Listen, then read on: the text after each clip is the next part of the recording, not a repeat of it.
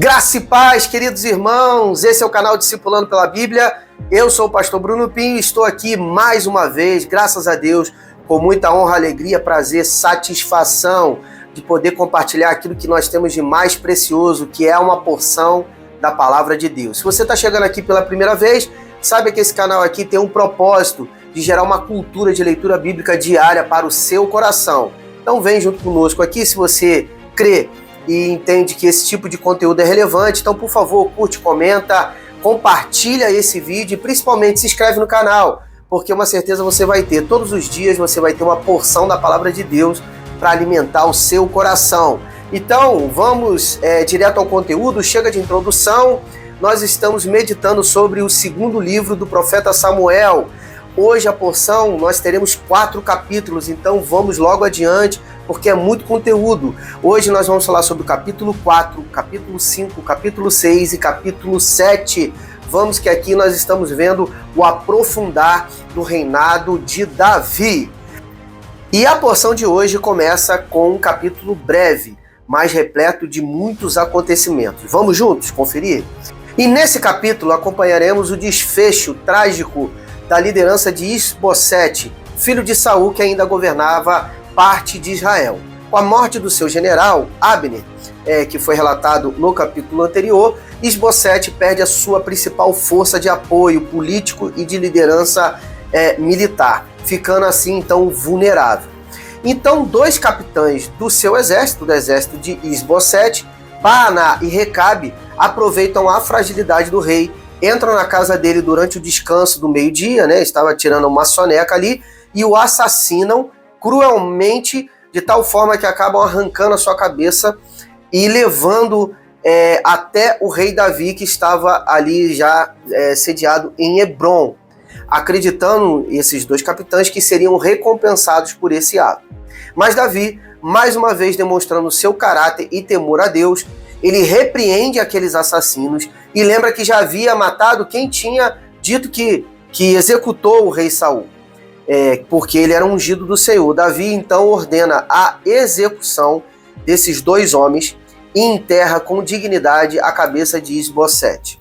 Esse capítulo, querido, nos ensina que o caminho da violência e da traição nunca agrada o coração de Deus. Davi, mesmo em meio a uma guerra e a uma disputa pelo trono, mantém seus princípios e honra e os valores conforme os valores de Deus. Que possamos, queridos, no meio até da agitação, do caos, da dificuldade, agir sempre com integridade, como agiu aqui no caso o rei Davi. Mesmo quando as circunstâncias sugerem atalhos ou recompensas mais fáceis, Deus, ele se agrada simplesmente daqueles que escolhem o caminho da justiça. Ok? Encerramos aqui o capítulo 4 e na porção do próximo capítulo nós veremos Davi finalmente sendo reconhecido como rei de todo Israel. E depois de anos de espera, perseguições e batalhas, finalmente as tribos de Israel se unem para reconhecer Davi como rei sobre todo o território de Israel.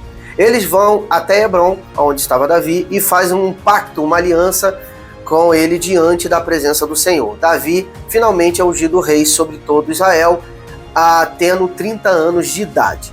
Davi então conquista a fortaleza, logo em sequência, a fortaleza de Sião, conhecida como Jebus, e a transforma aquela cidade como a chamada cidade de Davi, que nós vamos ver mais adiante, que é batizada depois como a cidade de Jerusalém. Essa conquista marca o início de Jerusalém como o centro do governo e de adoração de todo Israel. Um passo, então, profético na história de todo o povo de Deus. Davi vai se fortalecendo e crescendo em poder, pois o Senhor dos Exércitos era com ele. Ele constrói um palácio com a ajuda do rei de Tiro, e reconhece, o rei de Tiro, que Deus o estabeleceu Davi como rei para o bem do seu povo. Queridos, nesse capítulo aqui, os filisteus, eles tentam atacar Davi, mas ele, em vez de ir atacando ou contra-atacando, ele vai consultar o Senhor antes de agir e de tomar qualquer tipo de atitude. E com instruções divinas, ele vai até os seus inimigos, os filisteus, e os derrota por 2 vezes seguidas, mostrando que a dependência de Deus é a chave para toda a vitória. Queridos, e já caminhando para o final de mais um capítulo, essa porção nos ensina que o tempo de Deus é sempre um tempo perfeito. Mesmo que a promessa demore, ali no caso de Davi demorou mais de 15 anos para que pudesse se concretizar, ela acaba se cumprindo. E quando buscamos o Senhor, em cada decisão, Ele vai nos guiando sempre em direção à vitória. E já no próximo capítulo, falaremos sobre a Arca da Aliança e a adoração verdadeira. Voltamos já! E no início do capítulo 6, nós vemos Davi decidindo trazer a Arca da Aliança para o centro de Jerusalém. Um gesto que demonstra o seu desejo de centralizar a presença de Deus na vida de todo Israel.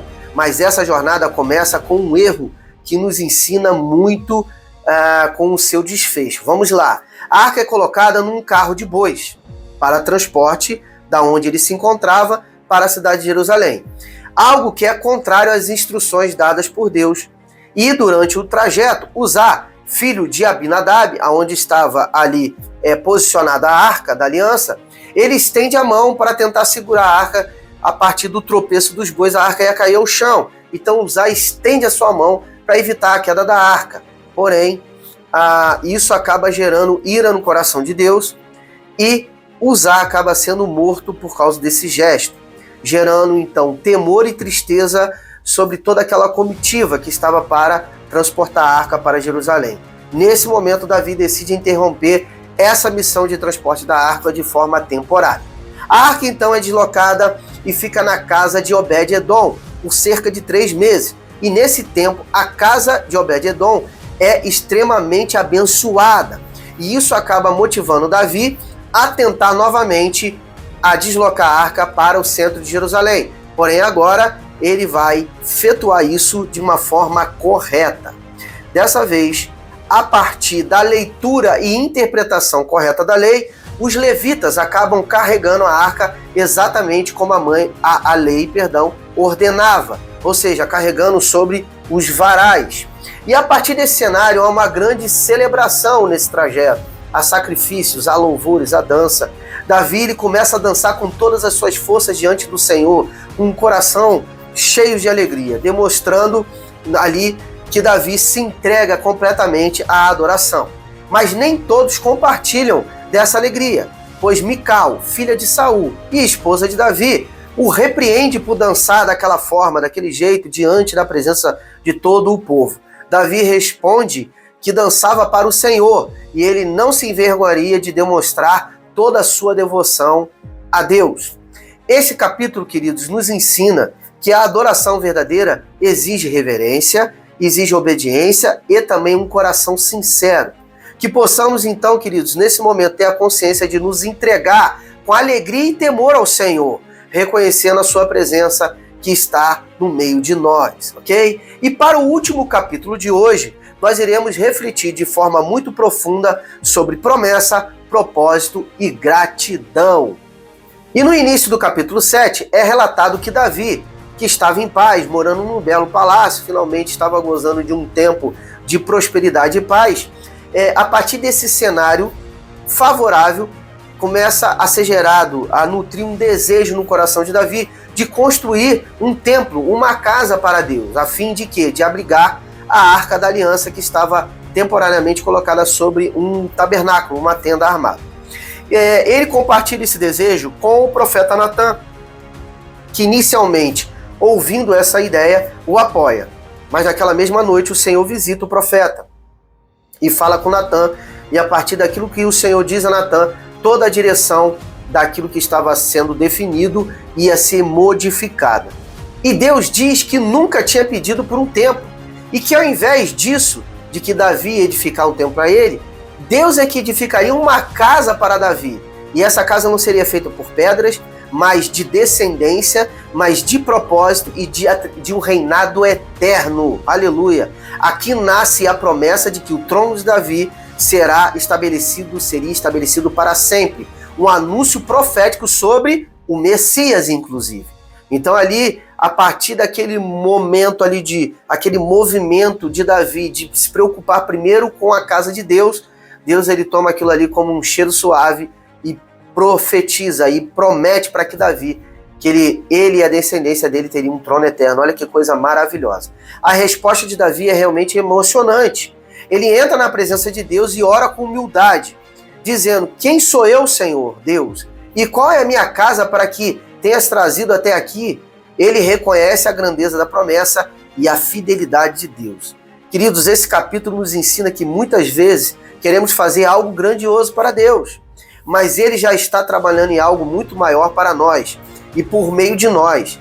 Às vezes o nosso papel é apenas de confiar, adorar e obedecer a Deus. A atitude de Davi aqui, primeiro em querer honrar a Deus, edificando uma casa para ele, somado a um coração humilde, né, dizendo que ele se via como nada perante a presença de Deus, levou o coração de Deus de liberar uma promessa magnífica sobre ele e sobre a sua descendência, que impactaria todos os seus filhos, chegaria até o Messias e posteriormente impactaria toda a nação de Israel.